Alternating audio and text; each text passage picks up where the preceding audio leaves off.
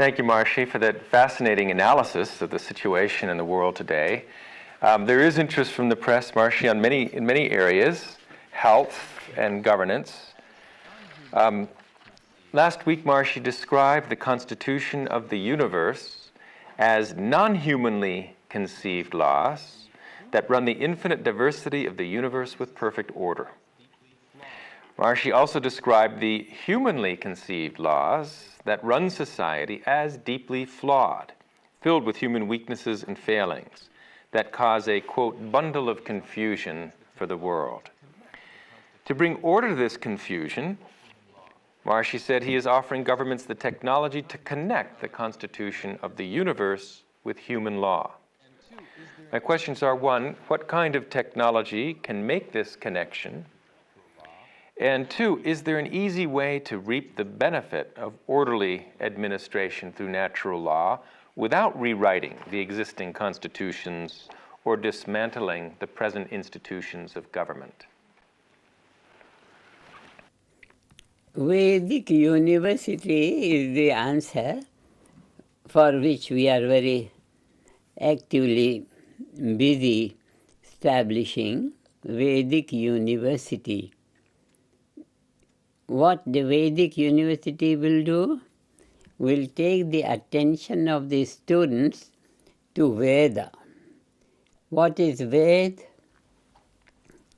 Ved is, now we are defining Ved in terms of the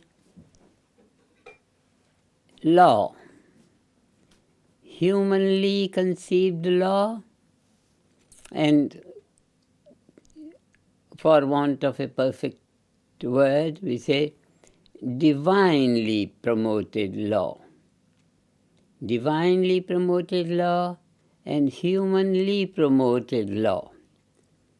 Humanly promoted law is not as unbounded and unrestricted and unlimited as the divine law is. The divine law is that which is administering the ever-expanding galactic universe.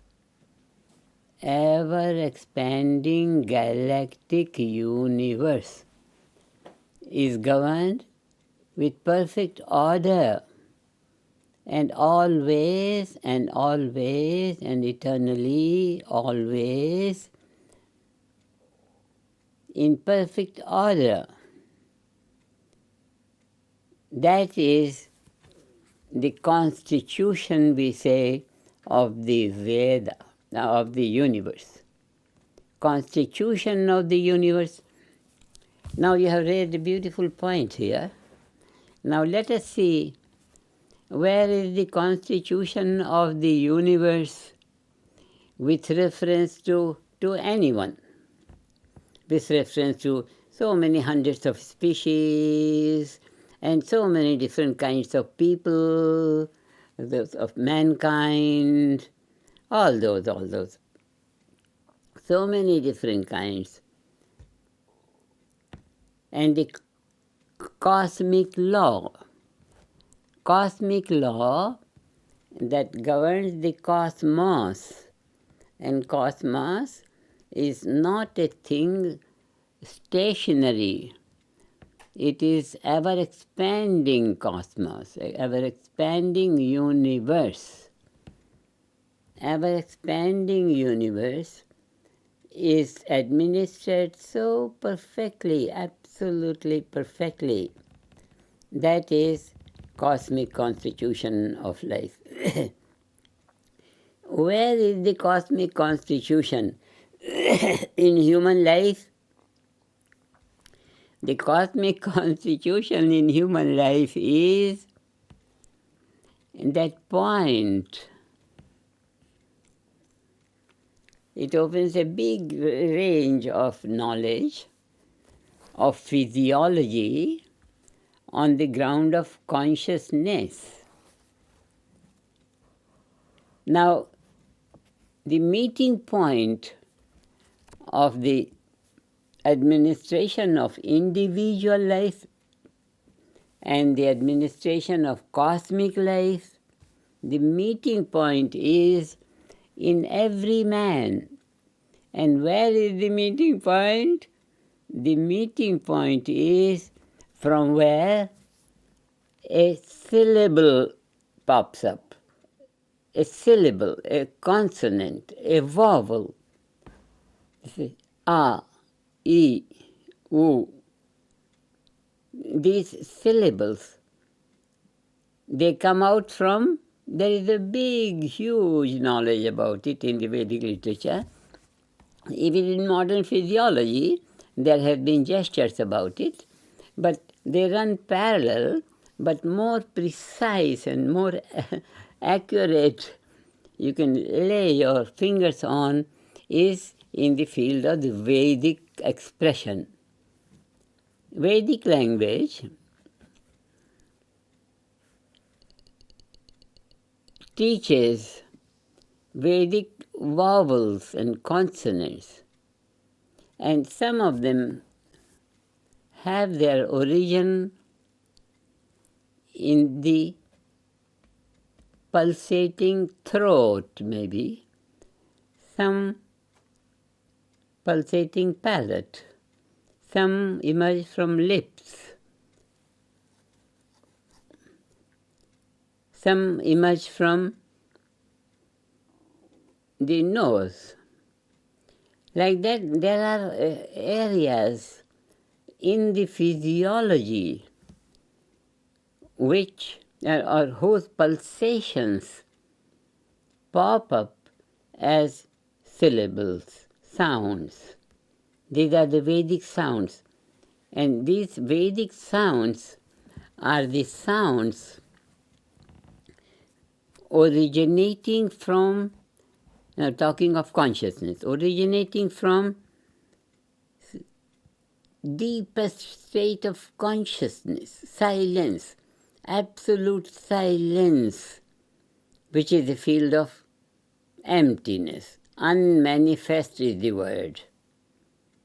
From the unmanifest level, which is unmanifest, transcendental, self-referral, unmanifest, self-referral, transcendental field of consciousness.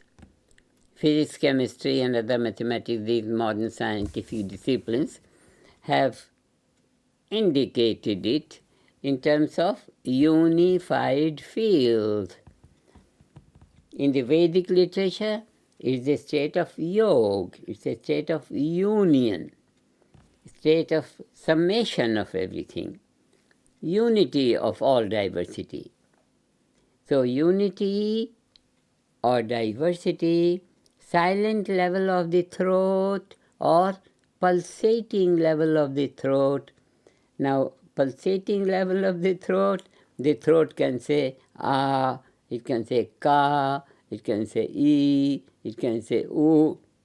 So all these varying values of the vowels and consonants of the language, they are the junction point of the individual consciousness and cosmic consciousness.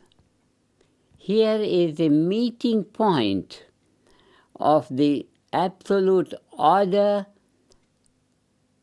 in the universe and the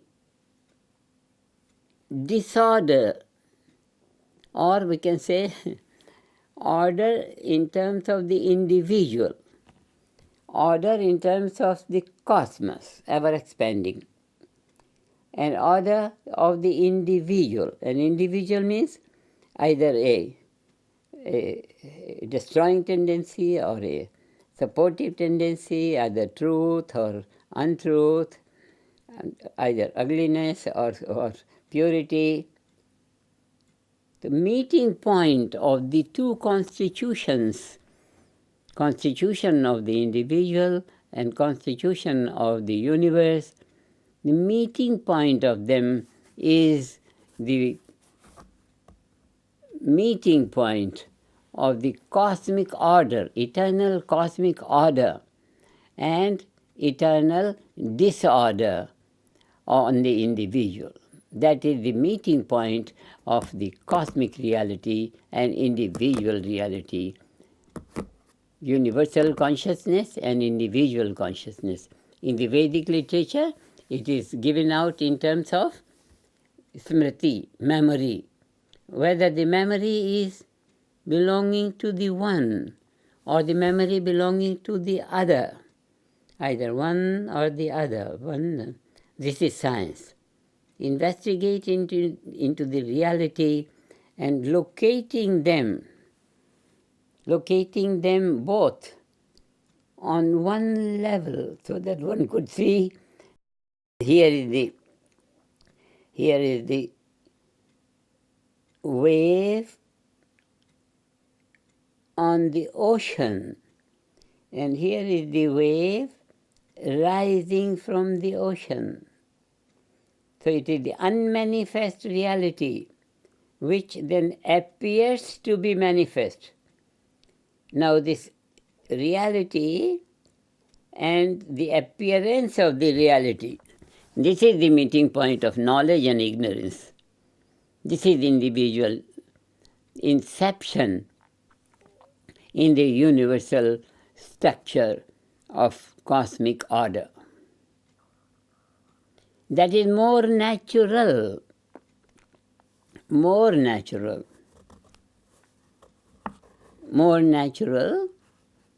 because something that is natural is always undisturbable. Unmanifest is ultimate reality. Any manifestation, this is like the waves in the silent ocean. Waves in the silent ocean. In the Vedic literature, Puran is that value, eternal. That is Sanatan, that is Dharma, that is the nature of Atma, that is the nature of Brahm, totality. Completely on that level, the individual sound comes up. So the cosmic law and individual law both have their meeting point on the level of consciousness, which is the finest value of physiology.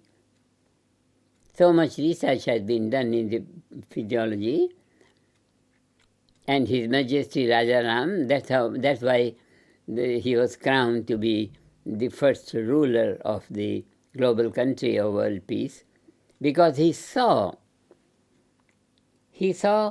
a unifying characteristic within the throat of everyone, within the nozzle of everyone, within the palate of everyone, which is the tongue of everyone, which is the lips of everyone. So wherever there is physiology and pulsation of physiology, that is the pulsation of the knowledge that puts together the cosmic order and individual order. Cosmic order is eternal cosmic order, ever the same, non-changing, and this individual order is left to whims, memories, so many memories like that. The example is very clear, which we always say, the hollowness of a banyan seed. The hollowness is completely hollowness, nothingness, unmanifest. But that unmanifest is the bundle of memory, say the ocean of memory. From that ocean of memory, separate memories pop up, memories of the branches, of the leaves, of the flowers, of the fruits, and all that. So this is how from unmanifest, unified state of life, the diversified state of life come up, come up, come up, come up. The gardener knows to enjoy the fruit by watering the root. That's why Vedic wisdom, through education, demands the memory of the person to be of that reality which is the basis of all thought, which is the source of all thought, which is the promotional physiological and psychological intelligence within the man and within the throat of man and within all these values which are very specified. But in the education this is not taught, and therefore cosmic character of total natural law remains out of human concept, out of human knowledge. And when totality remains out of human knowledge, then disintegrated knowledge runs about faltering over everything, over everything. That's how chaos, that's how suffering and all. Religions have grown on the ground of suffering. But those who believe in suffering, when you tell them that you don't believe in God in order to suffer, the path to God realization is, at every step, more and more of godliness, more and more of brilliance, more of wholeness. You can't proceed towards the light and expect darkness to increase. All those stupid religions or religious preachers who preach suffering, they are doomed in ignorance. Ask them, if religion is the path to God, they will say absolutely religion is the path to God realization. And then you ask them, if you move towards light, do you expect darkness to increase? If you move towards God, do you expect suffering to increase?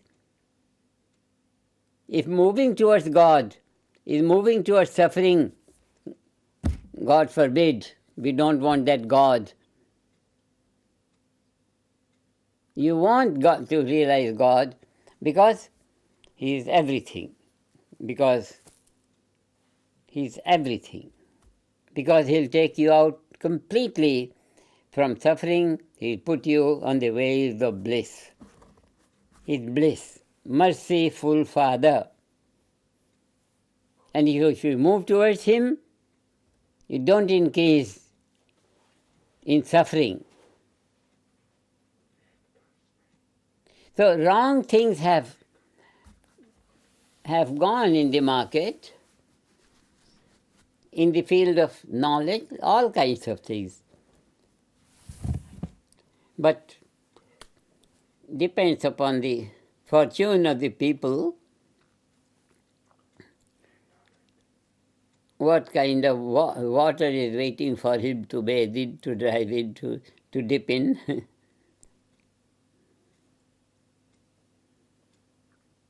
Cosmic law is just at that point where the inception of an idea or thought, the source of thought, is that point where cosmic and individual law meet together.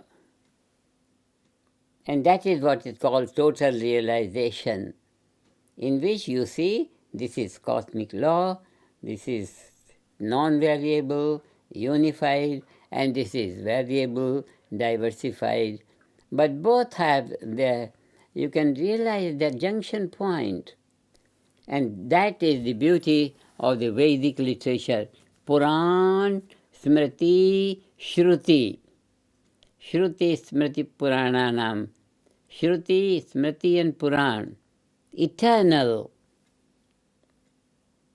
uncreated, never ever the same, uncreated, Puran, ancient, eternal. And its memory, this eternal memory, memory of the whole thing, is like memory of a family, one kind of memory, total memory. Now when you go deep into it, I have then family, uncle's memory, father's memory, mother's memory, this memory, brother's memory, so many different memories, so many different memories, so many different memories. But total memory, the family is memory, family is memory. So in the teaching, the memory and the physiological area for each memory, fine physiological each areas. Our doctors here who are designing a course of Vedic medicine, they are designing those fine points in the physiology which belong to the flowing consciousness level, flowing intelligence level, and from there they bring balance between the transcendence and the relative. They bring the balance. So our approach to health is by having that level of intelligence open to our awareness, which is on one side diverse, on the other side unified. Cosmic, individual. That's how we say Brahm and Jiva. Jivo Brahmaiva Napara. All these beautiful expressions of the Vedic reality about the individual, that you are cosmic, you are Brahm, Aham Brahmasmi, that thou art, you are also Brahm, I am also Brahm. All this which we see together or singly, it's all totality. Teaching is very neat and clean and simple and total.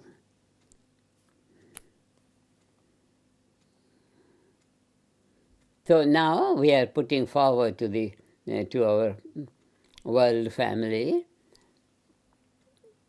and that knowledge which will give man access to all possibilities, access to